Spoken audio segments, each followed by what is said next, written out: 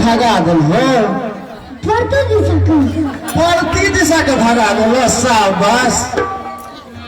Tower पर चढ़ल रे राम बाबू दे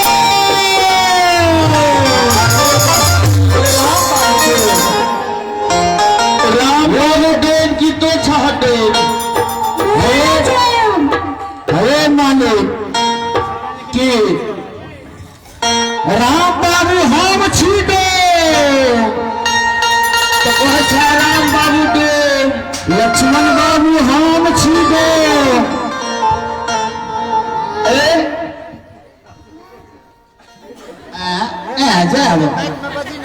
अच्छा रुक कनिके पछुआल छोड़ छो ओ दे बेटा की पर हम सब नहीं बुझै छै मैं कंठ बेटा कहल के आ जाब आ के मतलब बुझलिए ना हमर प्रति दिशा जाते ओ कहां जेबी रे ए मारा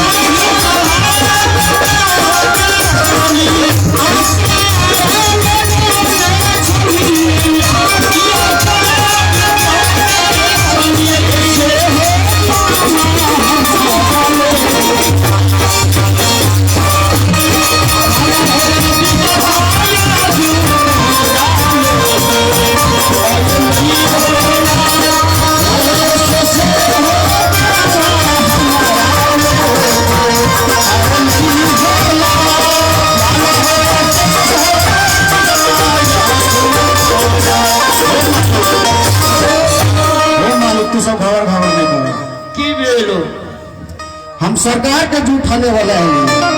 तो सरकार के जूठा जे लेवेला सरकार के जूठा इतने सस्ता नहीं है सस्ता नहीं छो सरकार और हम अपना ही हमारा आत्मविश्वास है जो हम सरकार से जूठा ले अच्छा ये बहुत दिनन से आस लगी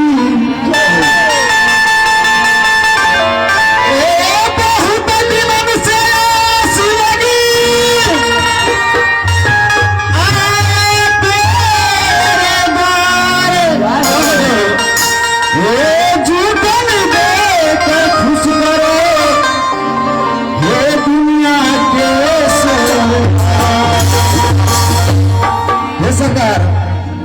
जन्म जन्मांतर से पाहन सरकार के झूठा दर्शे छी अच्छा आय हमारा से पाहन सरकार पूरा थी आहा जो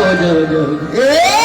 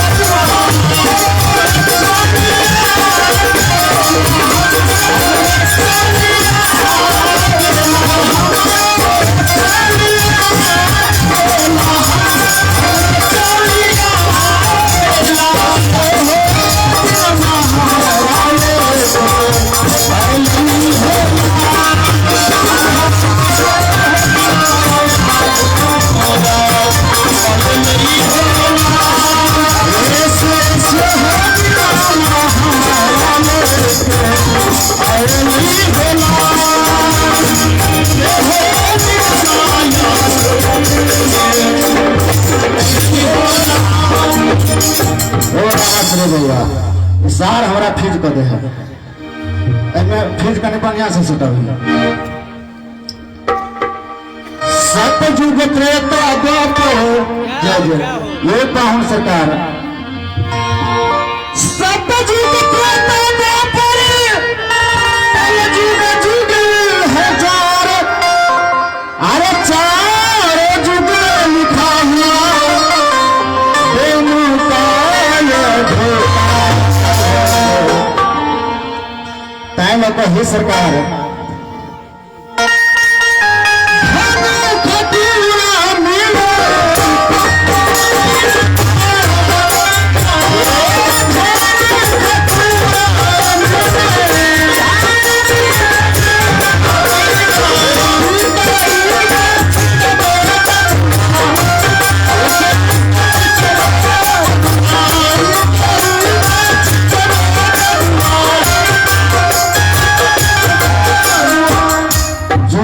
अपना कोनो बात जनायल छ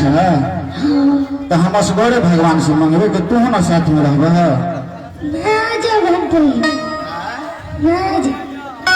आ जब तो रुका ना पहले भगवान को जूठा खा ले तो आ गए है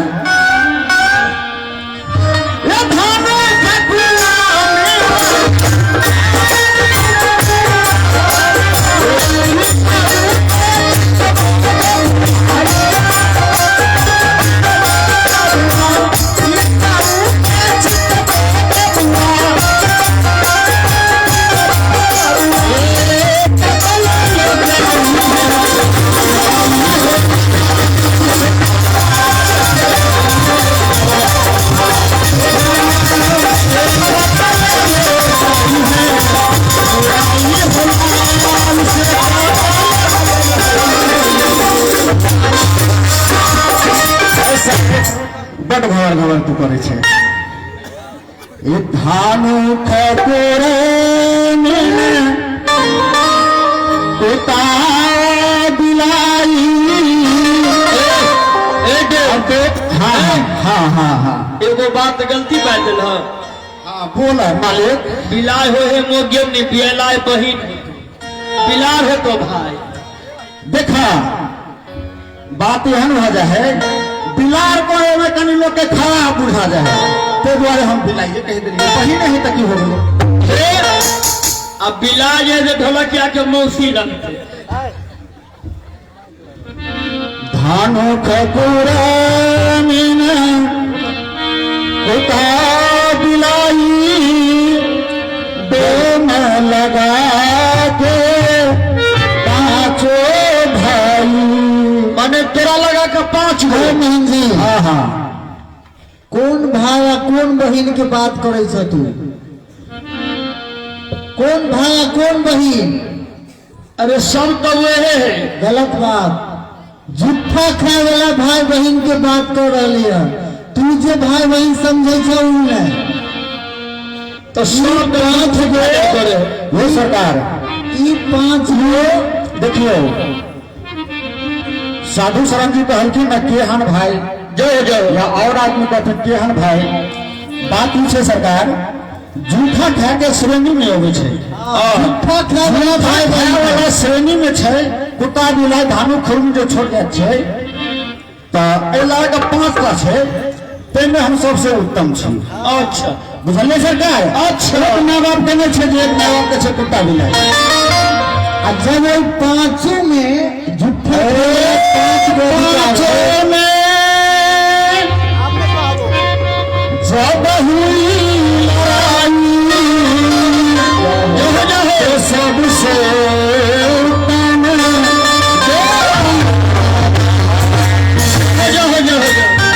अलग है सरकार एक है श्री राम स्वामी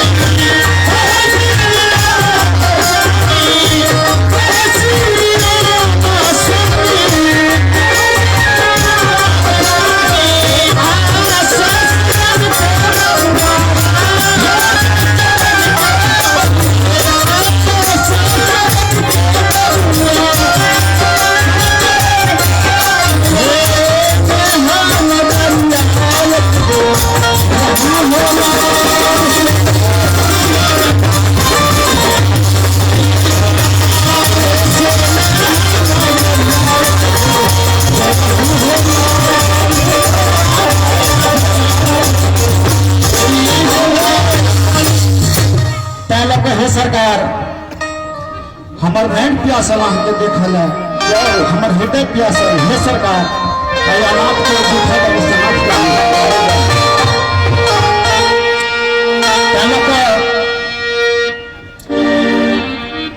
कर रामाश्री बुआ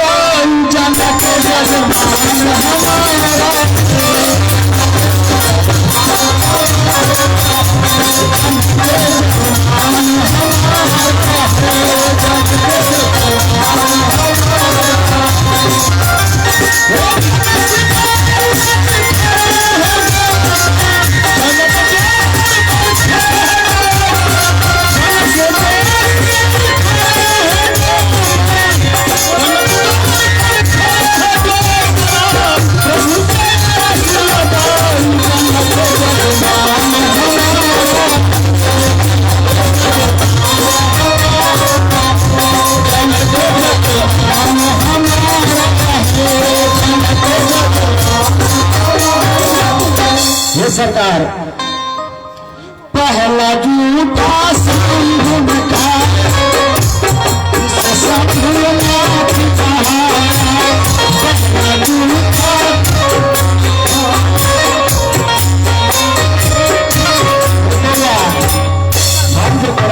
से नाचे के सिखलियो से की कह दे दूध मठा जे पियलियो एना करिए है ना एना करिए पहला जूठा संभुन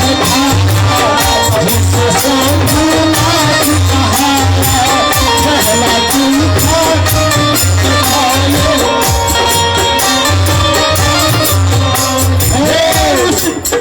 हाँ बुआ पहला जूठा शंभु ने खाया जिससे शंभुनाथ कहाया। देखियो हम सब प्रत्येक साल या आनो दिन हम सब विवाह कीर्तन देखे छी सुनै छी वो बात के बात है। वास्तव में विवाह के जो एक मर्यादा है ओकर पालन करते चली। जूठन के जे मतलब अधिकार है वो तो डोम के छैटा और वास्तव में आई जूठा के महत्व की छै महत्व के जूठा के महिमा छे रामाश्री बाबू। भगवान शंकर जी भगवान के पहल जूठा खलखिन ऋग्वेद के ई प्रमाण है जे भगवान शंकर जी भगवान श्री राम के पहल जूठा खलके पहले शंभु रहथिन हिनका जूठा के महीना से उनका नाम में नाथ जुट गए पहले का हे सरकार पहला जूठा संभुन खाया जिससे शंभुनाथ कहाया पहला जूठा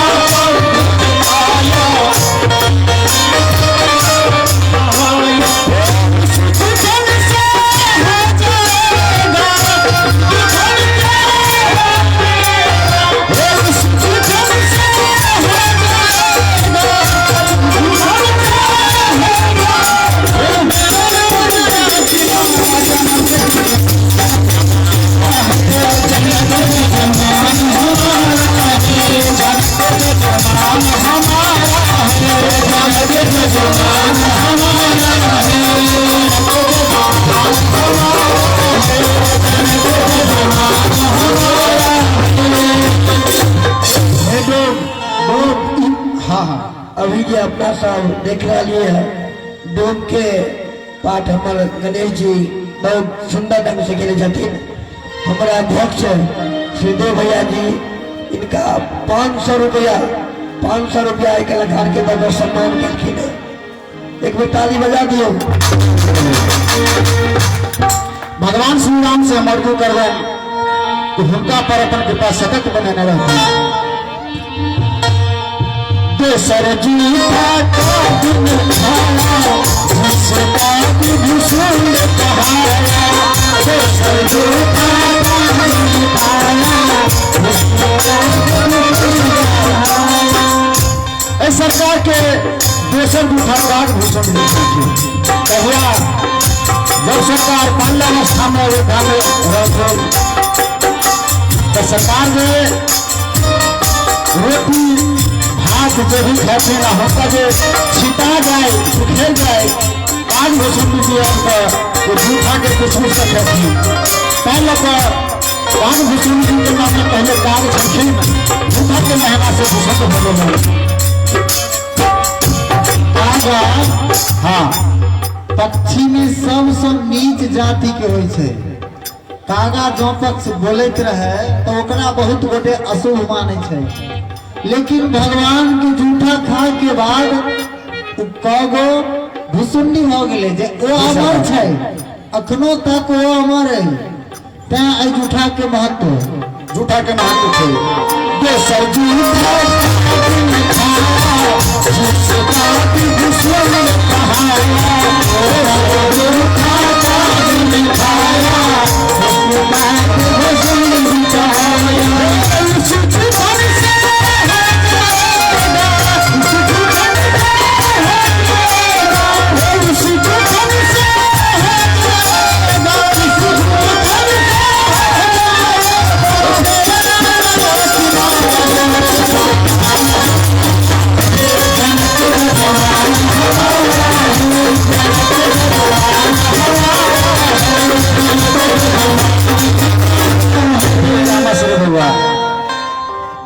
सार को खा पी के नहीं आयल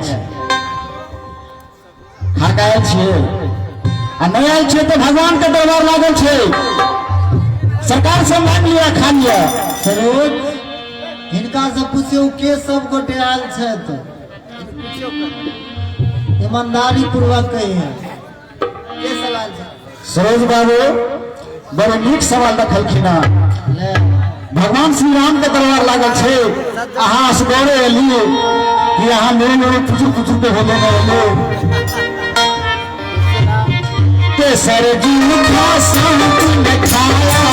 हम सगर का खान छुड़ाया के सर जूठा शांति में खाया हम सगर का खान छुड़ाया के सर जूठा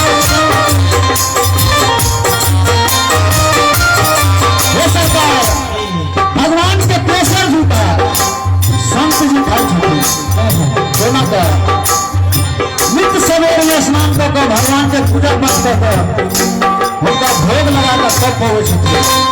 गाँव सरकार के प्रेशर झूठा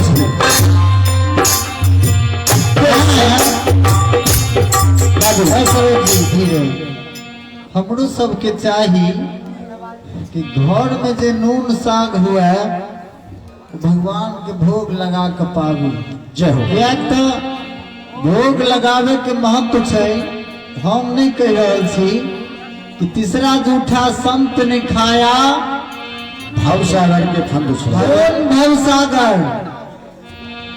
कौन सागर कौन समुद्र ई जिंदगी रूपी नैया के बेड़ा पार लगल है तैं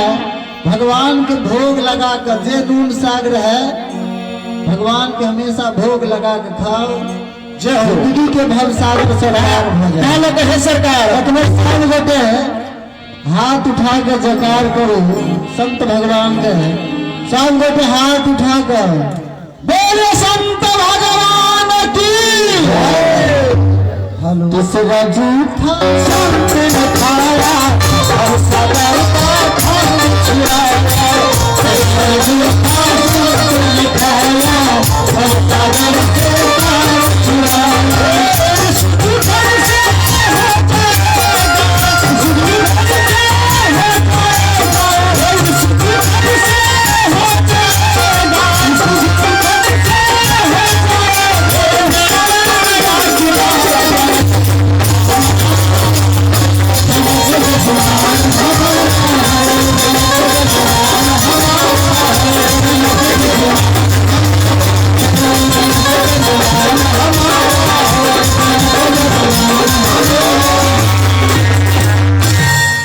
अपनी बउआ जे देखे छियै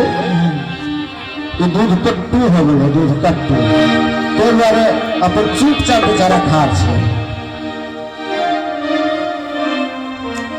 और सरकार के चारिम जूठा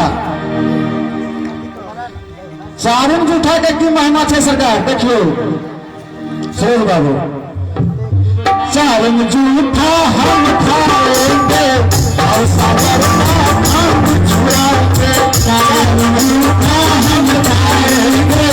और सागर से पार छुड़ाएंगे। चारिम जूठा हम खाएंगे और सागर का हम छुड़ाएंगे। चारिम जूठा हम खाएंगे और सागर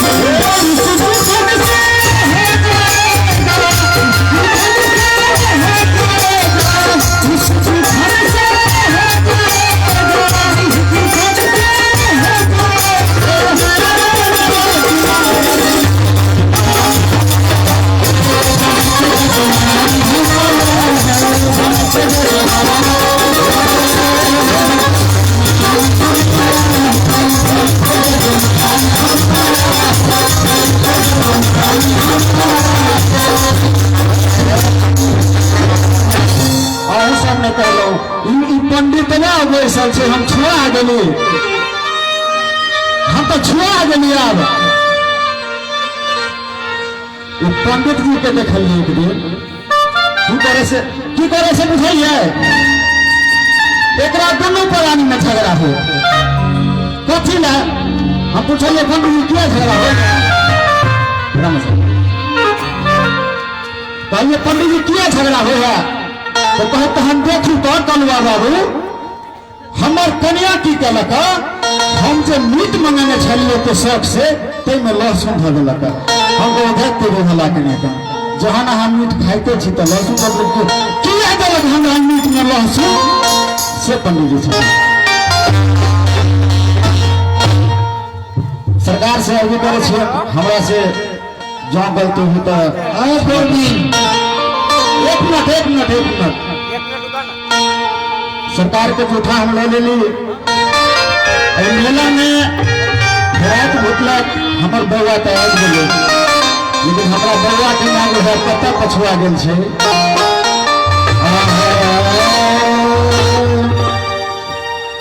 कहा गे है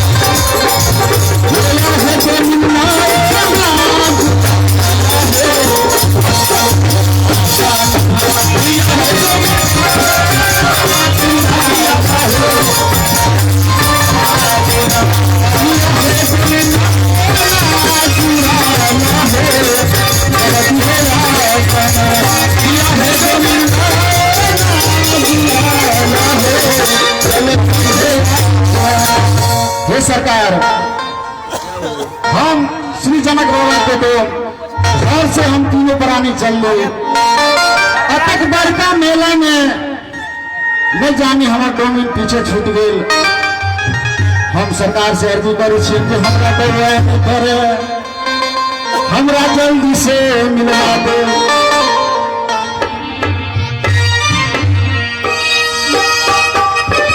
राम बाबू हम देनी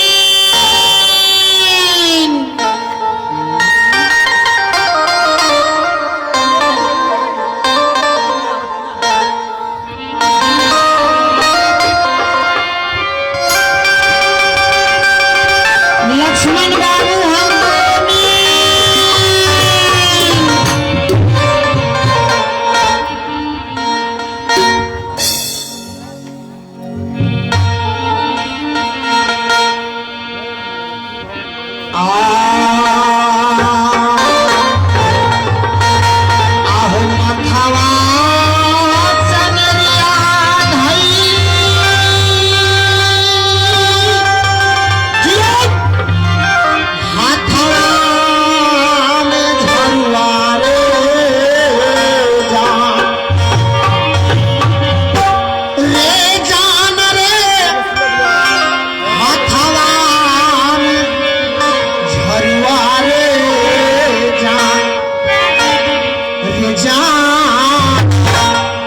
जान चाली हो भेली राजा अवन मारे चाली भेली राजा भवन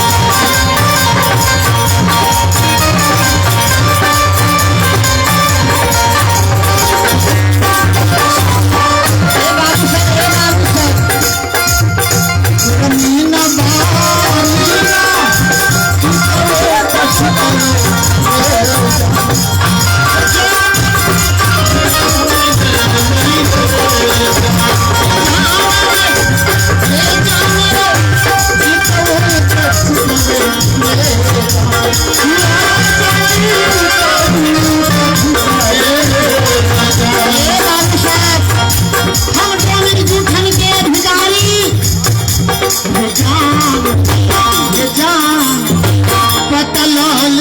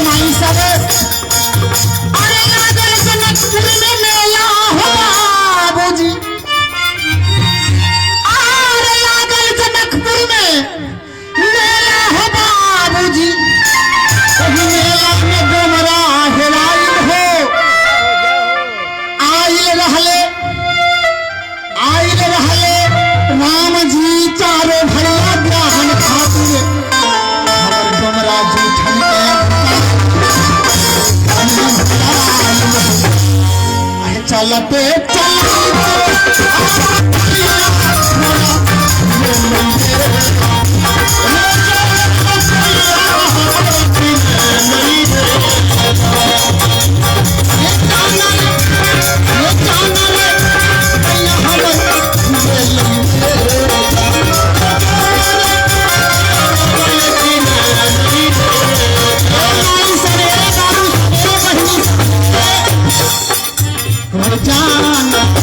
ये जान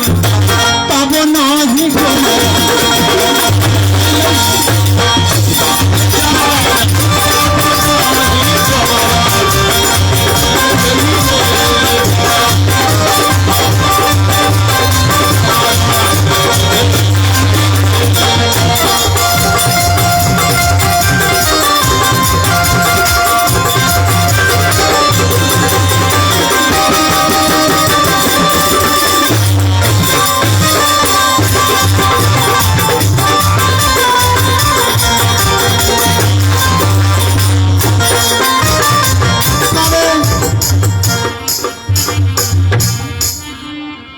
राजा के दरबार अब तो नजदीक आयल बानी। हाँ हाँ हमरा ई बताई कि हमर डोमरा ई रहिया से राजा के दरबार आयल रहे कि ना आयल रहे कि दोसर रहिया गए। ये बात हम केना बताओ, बहुत आदमी रास्ता से ये ले गेले। उमरे पूछिए जातनी से पूछियो। अभी भीड़ में मेला में राम जी पाहन के देखे खातिर दुल्हा के देखे खातिर एहन भीड़ मेला में हमारे डोमरा हिला गेल, हमारे बउआ हिला गेल, सोनुआ भीड़ से बाहर गेल है तो अही भीड़ में देखो तो अपना डोम ए बाबू अहाँ तो बड़ा ईमानदार बुझाई छिए बाबू चश्मा वाला। ए बाबू हे तू कहलू हमरा पर दया करी बाबू। अपने माँ के केना होतो कि तोहर माँ के होतो? ए बाबू इन्ने दरबार दिस जाई कि उमर जाई खोजे। उमरे से टेप गई अमर से घूर कर देखा कहीं हो तो यार कितना भीड़ तो लागल है यार, एक भीड़ में तो हर टोम हो तो। और बाबू के बात पर विश्वास है, बाबू ईमानदार लगी है। हे मैया, हे चाची, हे माई, हे बाबू सब हे। हाँ बाबू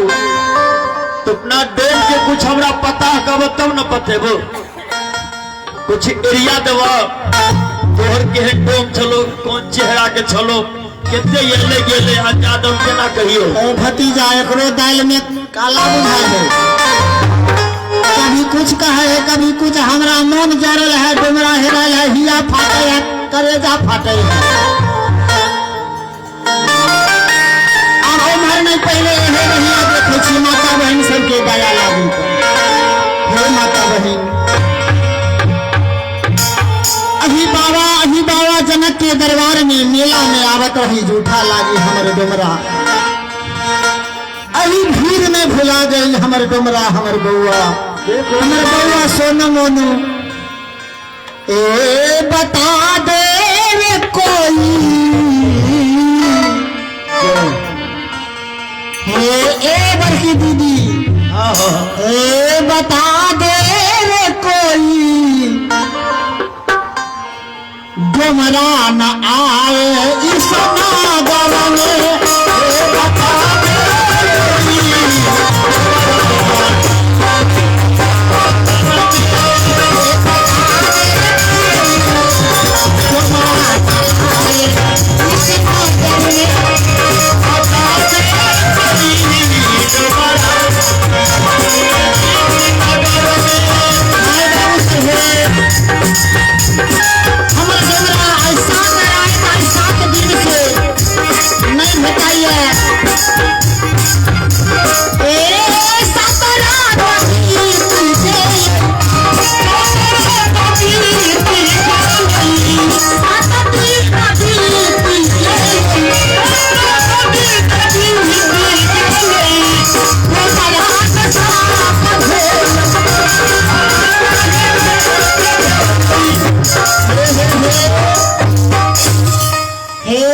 के कहे छी अहाँ के घर वाला हेरा जते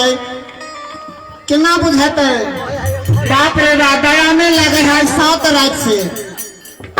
ए बता दे रे कोई जो मना न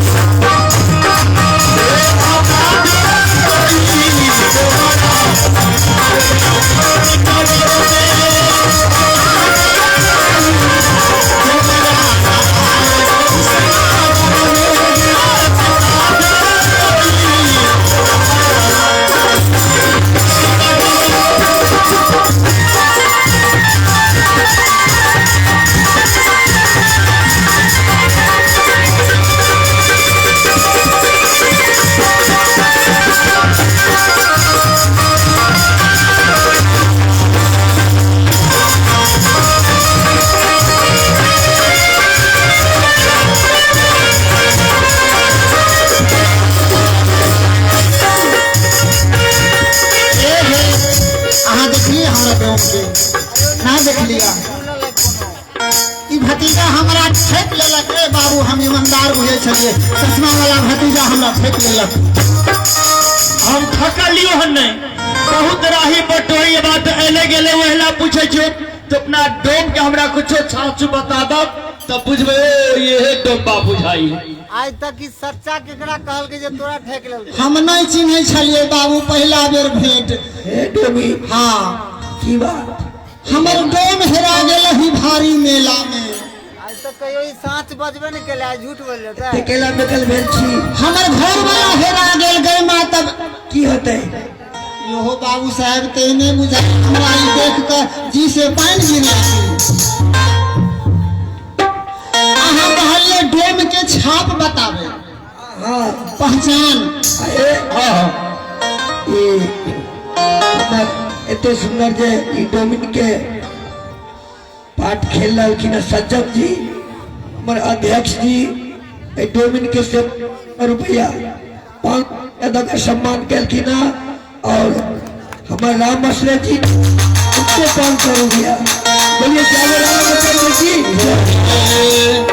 तो बाबू साहब हम बतबै छी डोमरा के पहचान अच्छा मिथिला सहरिया मिथिला सहरिया गलिया ऊंच छल हो बाबू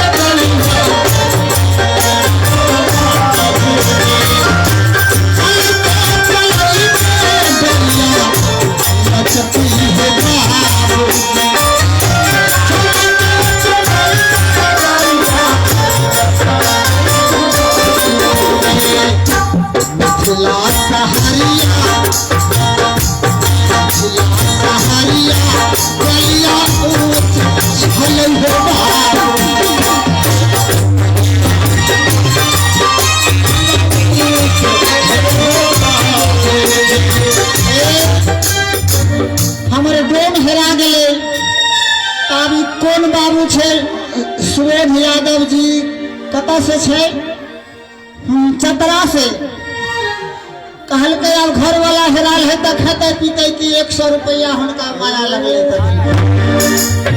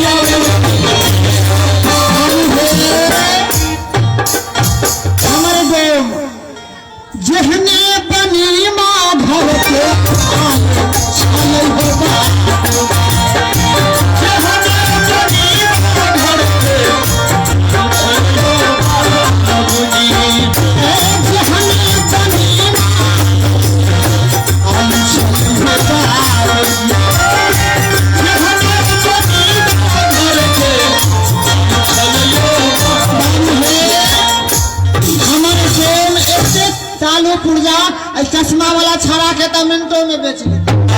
हमरा अखनी फुसलावे चाहे भतीजा के तो मिनटों में बेच ले 1 मिनट नहीं लगते छड़ा के बेच ले मिनट में सब हमरा बेच दो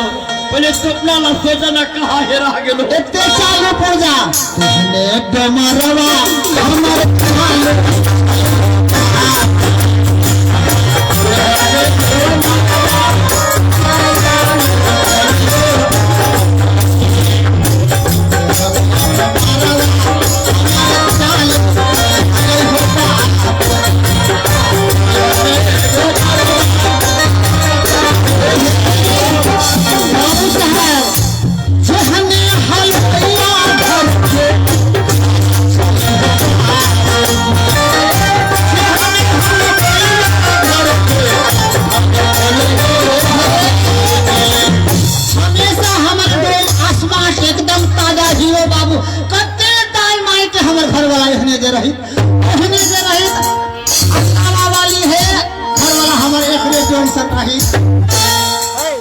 हमेशा स्मार्ट हीरो घर वाला डमरवा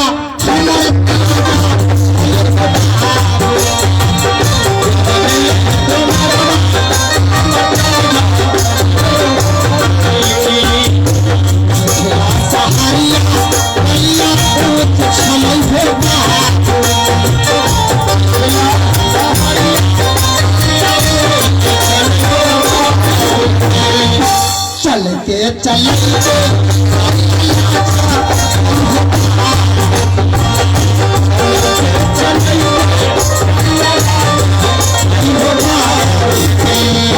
बाबू साहब आप की पहचान जाने चाहे छियै माने हम बुझ गेलियो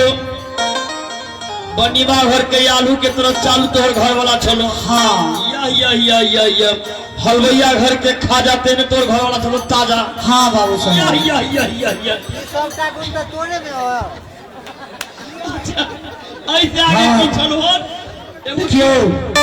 एकदम स्मार्ट हीरो हमेशा एकदम ताजा देखियो ये मान जी खाली कार्य न है हमारे फकीर बाबा के लड़का संजीत जी फकीर बाबा के तिलक में 500 रुपया देलखिन पसवाल छलखिन ठीक है यहाँ के हाजिरी लग गए 500 रुपया भगवान के तिलक में देलखिन बकिया रंग हे डोमिन हाँ हम बुझलिए हाँ अहाँ के डोम हेरा गेल ठीक है घबरा के बात नहीं चाहिए पता बता दिली ना। हाँ ठीक है तो हम रखब। अहाँ के घर में बैठिए कि देखिए देखियो भाई बाबू साहब के भेष देखिए कहै छै हमरा घर में बैसल आबे और में अच्छी ताकत बैठिए भगवान के दरबार में दरबार में बैठिए क्या हो ताले ताले तू बाबू साहब ईमानदार मिले भगवान के दरबार ताले जुठा था जय हो की नहीं जो खा ले नहीं खावे बाबू साहब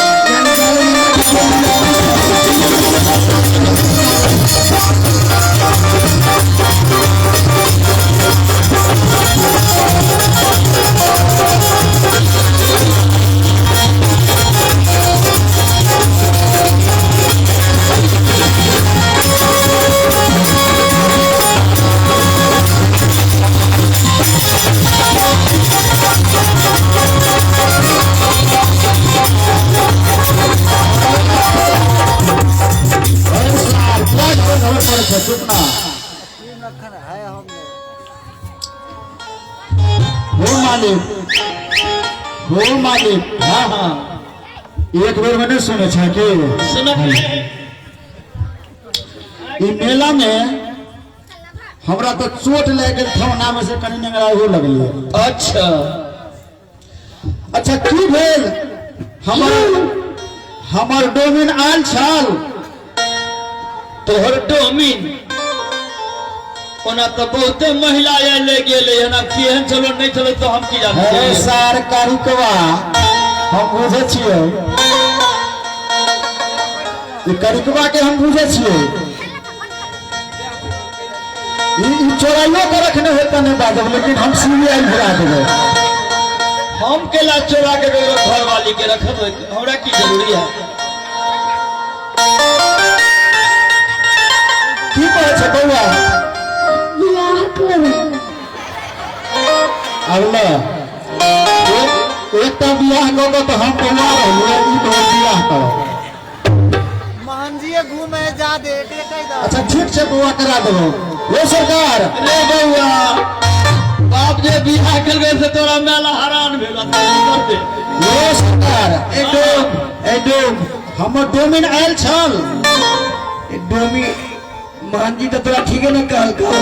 सीधे कह छी आयल छ कितने आयल है इनमें कुछ पता बतेली रंग के रंग चलो तब ना हम सब अच्छा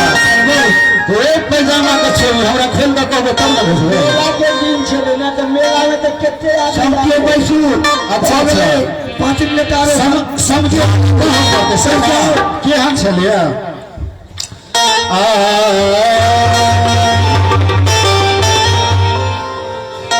मिथिला के मेला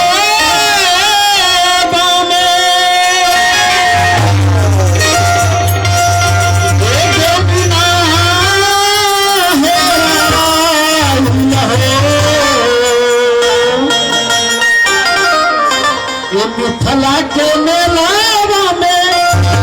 बेमनी हो राइल हो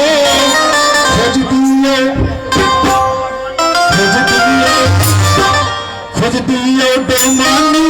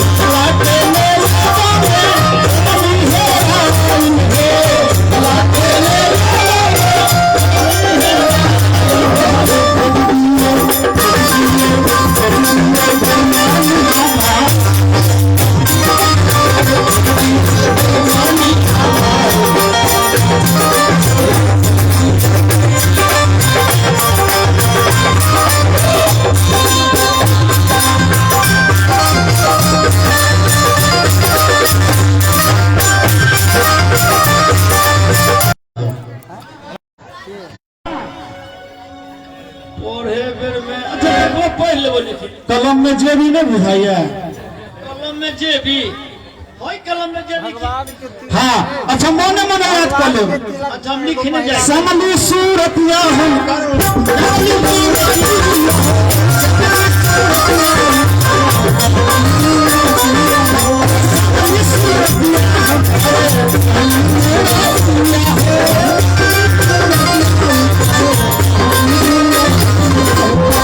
सखी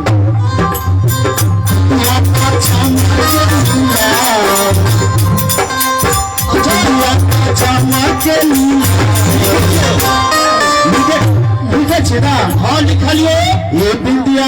हाँ हाँ श्यामली सूरतिया बिंदिया हाँ। दीदार हो हाँ हाँ आरो कुछ लिखियो हाँ मैंने लिखल पढ़ल छै आरो आगे लिखबे छियो मुंह केहन छले ठोर केहन छले आ कहै छियो कहन बिंदिया का चमक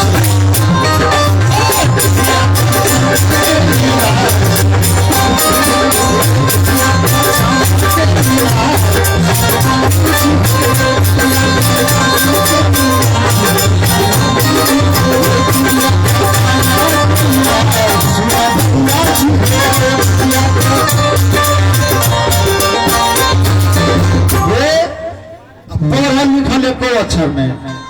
सफाइए का मूर्ख लेकिन गुण छले गुण में कमी नहीं छे ये पढ़ल ना लिखल बा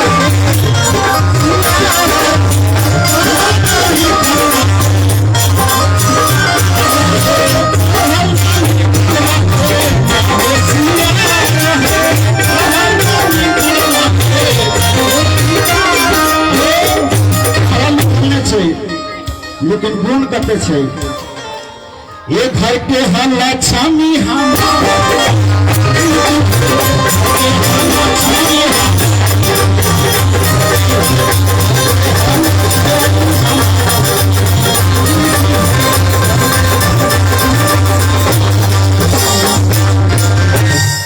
ये सरकार हाँ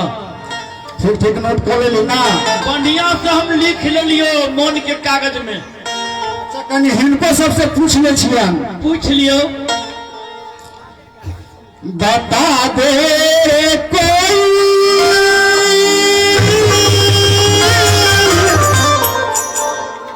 बेमनी की आए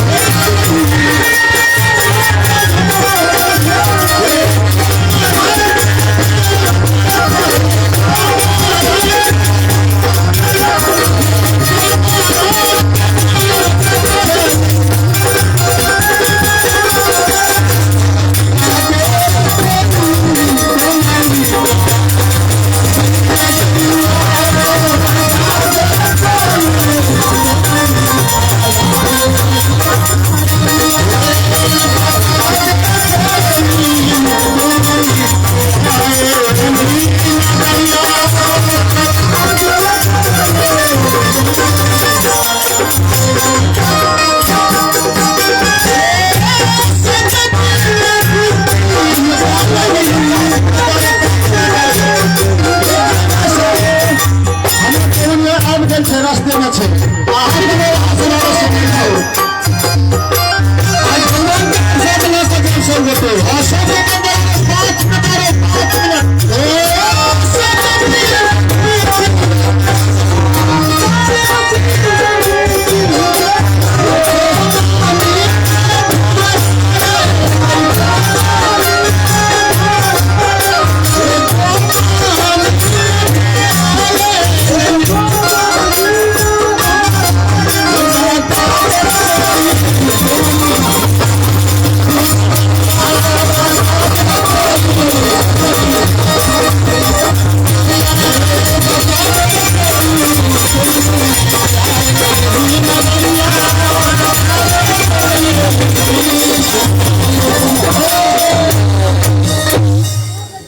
ये सरकार हम अहाँ के सब कुछ लिखा दिलिए बता दिलिए बस बस बस आ हमरा ठिकाना है तो हम देख ले पर लिख मुंह कान कर हाँ लेकिन सरकार तो आधा चीता में थोड़ा ले छ भाई गड़बड़ कर रहा तो पूरा छोड़ देबो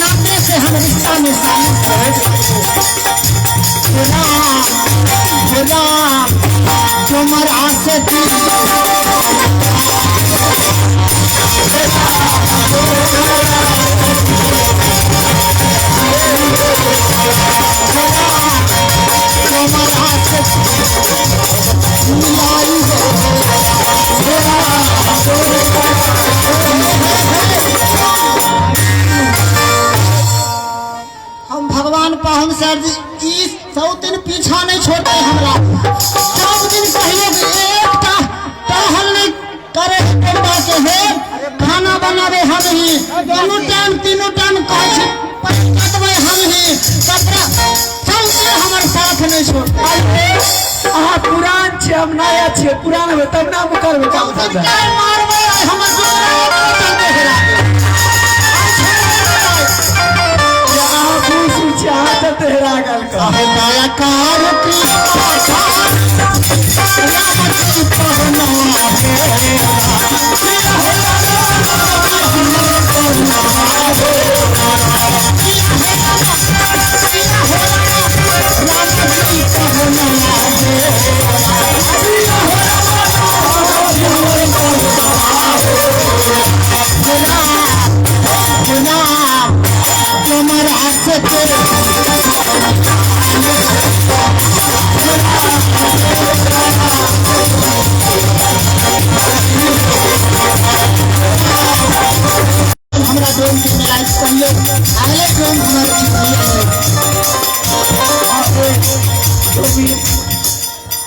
तुझे पता लिखा दे चला ना। हाँ हाँ एगो डुबाइल है, हाँ हाँ हाँ हाँ तो हमरा बुझायल ओकरा हम रखने बाबू साहब अब हमरा जल्दी मिलाओ, भूखो लागल है पेट में, हमर बउआ भी आ डोलो कता है कता नहीं, हम भगवान के जूठा खाए घर जाए। अब से पलवे छी अपन पहचान में तो तोही हाँ हाँ बोलावा बोलाओ बाबू।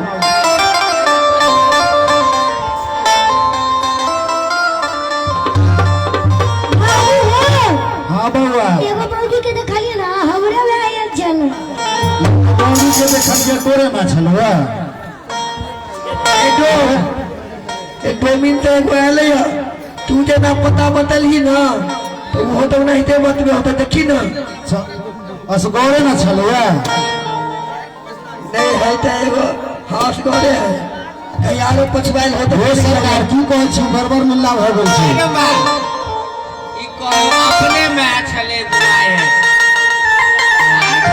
ई कहै छले अपने में है, तो ई अपन में के ई अपन में के बाबू अपने में उठाया दोनों बात के में पढ़ाने लिखने से हम का दे सोच समझ के नहीं बचते। ई अपने में के चीज तो है हमरा साथ की भेला, हमरा मिला जुला के सबका सरकार 16टा बियाह केने छै बुझलिए जा जो 16 के बियाह जा जो पानो दीदी के कहे रहा उहे एकटा में उहे छै तऽ 16 के बियाह तोरा भेल छै हाँ ताहिमे जे छै से लवकी से पहले वाली हमरा संगे संगे अबै छलै लवकी से पहले वाली बुझलिए ना तब तो चाहे हमर छूट गेलै तऽ अहाँ सब लग जो आयल हुए हमर डोमिन तऽ सरकार हमरा कहि दिया खोजला निकलब आयल हो डोमिन आयल छै हे बेचारी हे देखा रे बौआ के मार छै तोहर ना कनी देख न रे ए मोहन जी ए बॉल दिसन केना का तीन तक चिन्हा ना बता रहे अब कहाँ का एम्हरा बोल दिशा देखी तो चिन्ही तो कहू तोहर में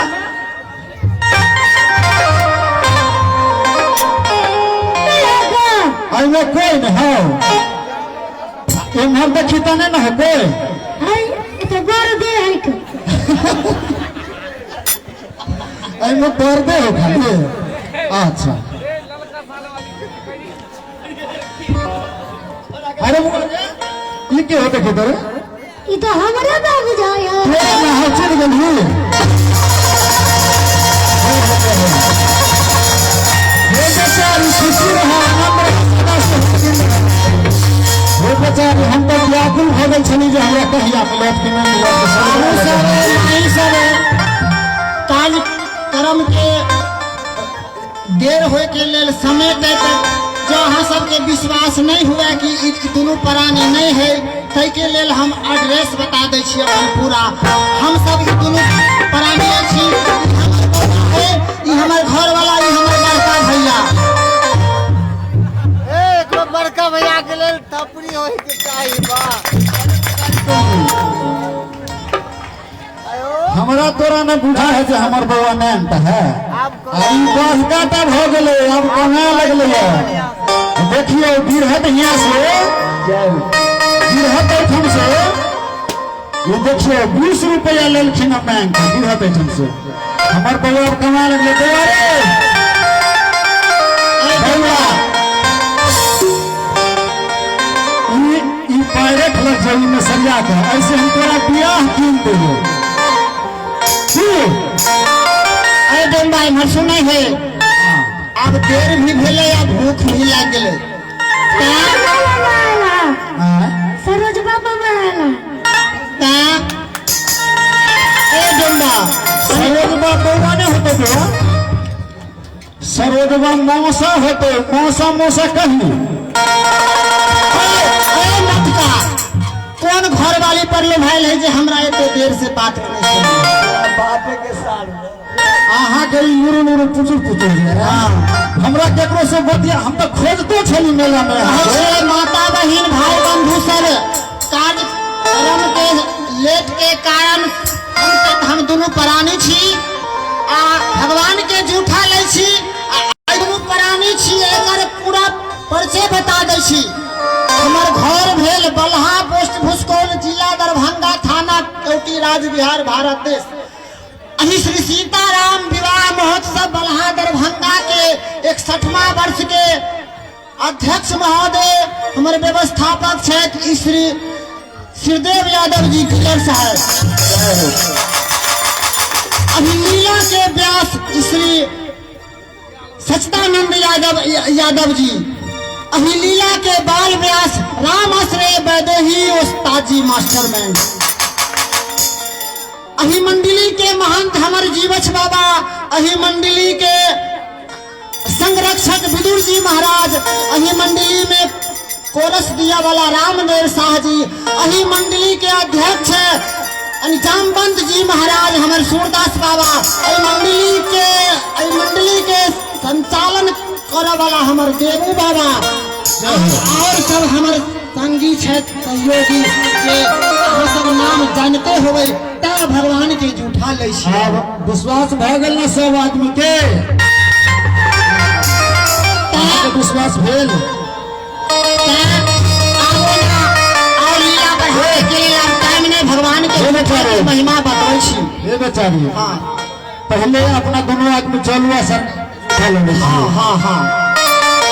हाँ हाँ चलो हे माता बहन भगवान के जूठा ले छी अही लेल आई जूठा के महिमा बतबै छी। आई जूठा के महिमा वेद में शास्त्र में पुराण में ई जूठा जे छै भगवान के साधारण जूठा नहीं। हम डोम साधारण नहीं, हमर डोम साधारण में ब्रह्मा जी के मिथिला के डोम बन के आवा पड़ले। हम साधारण डोम छी नहीं हम कहू नहीं आप पहले जूठा ले नहीं हेलो हेलो हाँ सरकार आया भागिन के जूठा दियो।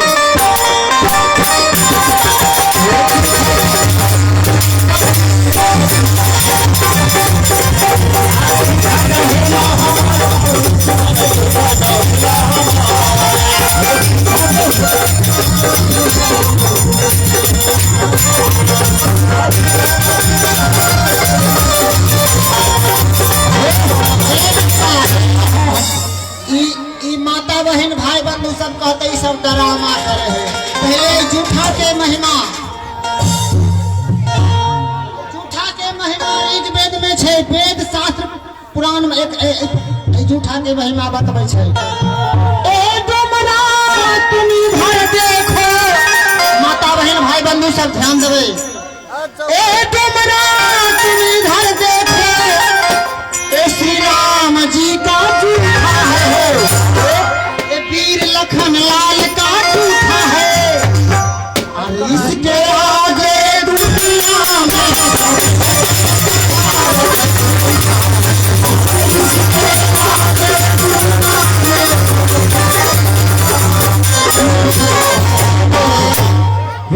हाँ ए दामन तुम इधर देखो, श्री लखन लाल पे जूठ है। ए दामन तुम इधर देखो, श्री लखन लाल पे जूठ है, इसके आगे दुनिया में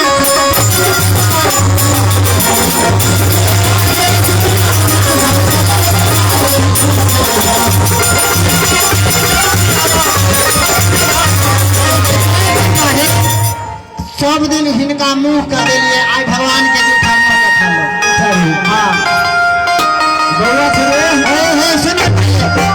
तब ना आई दाई माई के सिंहनता लगते, घर वाला के मानते, मुंह का खेते, कैसे खाए ला देते, पानी नहीं देते, हो गया कछ नहीं कर दियो, खाए ला दियो, भैर दिन आवे छे से बेचारी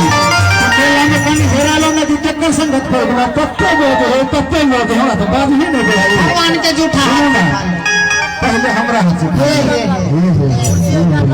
रुपए है हमारा अते आदमी में तोरा में के हमरा हाथ से खामे लाग हो ए लगे ना ढेर ए हमर बड़का भैया लग मेरे महाराज हो। अच्छा सरोज भैया है।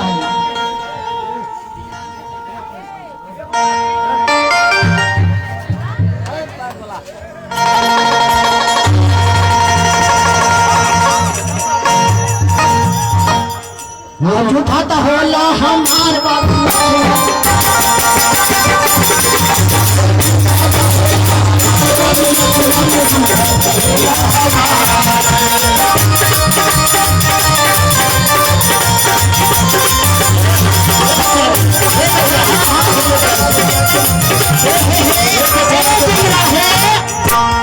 माता बहन की तरफ है। सुनो ना हम तो कहै छी अहाँ खाली ना अहाँ के बाद वाली जे छै, अहाँ के बाद वाली उहे तकै छै। कनी हिनको शरीर से गल गए हैं सौती ले जूठा खोने तो देवो हम ससार ले जूठा न लागी सुन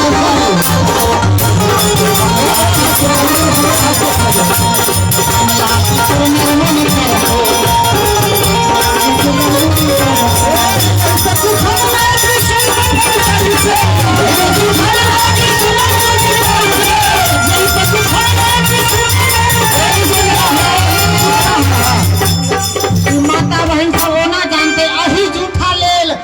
देवता मुनि तरसै छै, लेकिन ई जूठा हमन के होला अधिकार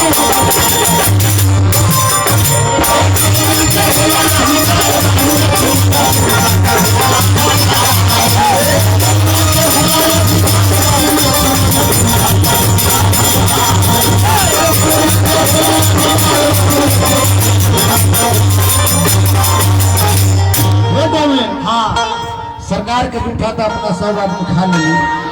बउआ खाना कि नहीं आम ठीक आरे जो केटा नायल है आरे जो सब बउआ सेरा किलबा सब जो है हाँ ओकरा सब ला कुछ सोचल नहीं सब दिन बेलूरे रह गए अब हम जे कहै छै से सुनो देखियो बेलूरा किया न रहल अब पावरे तो न हो गेलै है सरकार पावर की हो गेलै है ये लड़की जो है लड़की हमरा की कहै छै देखियो महिला के युग में छै पावर देखबै छै देखियो एक दिन हमरा की कहे है नहीं सुनलिए अही के कहै छी नहीं पढ़लो टटका अखबार आ महिला आरक्षण भ रहलै है सब ठाम आधा अधिकार बुझलिए ना सह अधिकारी जमा रहलखिन हे बउआ लेन जेबै लेकिन आब हम अहाँ संगे नहीं रहबै हम पाहुन संगे अयोध्या जेबै हम नहीं रहबै हम दुल्हा बाप रे बाप हम हुनके संगे जेबै देखियो एकरो जाके त हो चलो आई सौतिनिया है ओहो जाभी त तू हम नहीं रहबै इस में हम दुल्हा संगे जेबै एक जन्म के पति आओ हमर जे पति परमेश्वर पाहुन राम जी हर जन्म के पति पति के संग देबै हम तो जाबे लेकिन सुनिए ना चलो तब ठीक है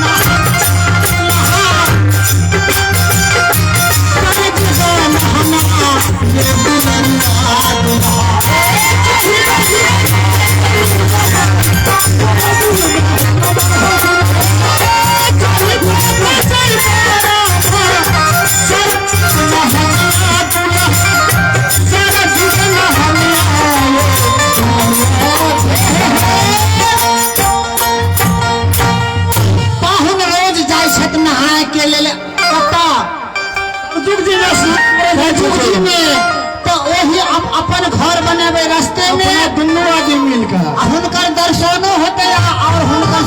सेवा में रहिया रास्ता साफ करो आरो लगेबे हुनका कंकर पत्थर नहीं गांठ आहो बेटिया करा हम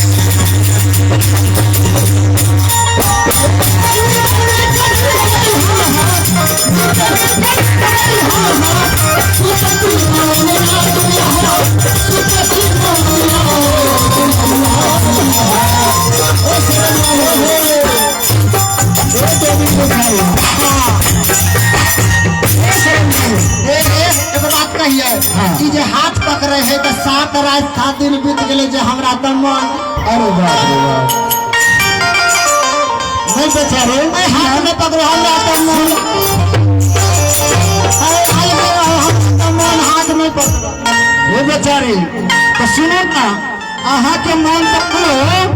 आहा के भाई अच्छे हो। से आखिर भैया से डर हो हेता नहीं तो तो दुआरे टाउन सरकार की पूछे छथिन कि हे डोम डोमिन, दूटा कन्या और दूगो सारो है। हाँ हाँ, कि हे डोम डोमिन तू जे हमरा साथे जब तो करवा की हैबा की खावा की पाहुन है अपने ले ला हो ले